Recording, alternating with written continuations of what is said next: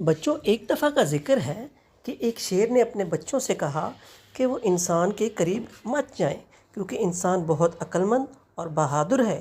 لیکن شیر کے ایک بچے نے دل میں سوچا کہ وہ انسان سے ضرور ملاقات کرے گا اور اس سے مقابلہ کرے گا، لیکن جنگل میں انسان نہیں رہتا۔ ایک شیر نے گیدڑ سے پوچھا کہ تم نے انسان دیکھا ہے؟ گیدڑ نے کہا، بادشاہ سلامت، آپ انسان کے چکر میں نہ پڑیے کیونکہ انسان بہت ظالم ہے، وہ آپ کو ختم بھی کر سکتا ہے۔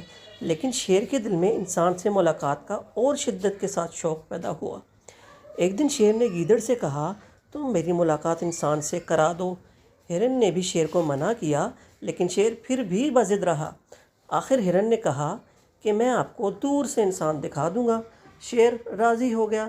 پھر ہرن شیر کے ساتھ جنگل کے آخری کنارے پر آیا تو ایک لکڑہارا جس کا نام مبشر تھا لکڑیاں کاٹ رہا تھا کہ ہرن نے کہا، بادشاہ سلامت، وہ دیکھیے سامنے، وہ انسان ہے۔ اب میرا کام پورا ہو گیا، اب آپ جانیے اور آپ کا کام۔ شیر نے کہا، اچھا تو یہ انسان ہے جس سے تم جانور اتنا ڈرتے ہو؟ وہ لکڑہارے کے مبشر کے پاس آیا اور کہا کہ تم میرے ساتھ کشتی کرو گے؟ مبشر نے کہا، ہاں، لیکن اس وقت تو میرے پاس لکڑیاں ہیں، تم کل آنا۔ لیکن شیر نے کہا کہ کشتی تو آج ہی ہوگی۔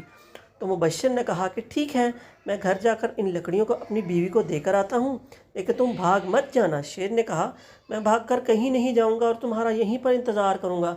لیکن مبشر نے کہا کہ مجھے تو تم پر اعتبار ہی نہیں ہے، اس لیے میں تم کو اس درخت سے باندھنے کے بعد جاؤں گا تاکہ تم کہیں بھی بھاگ نہ سکو۔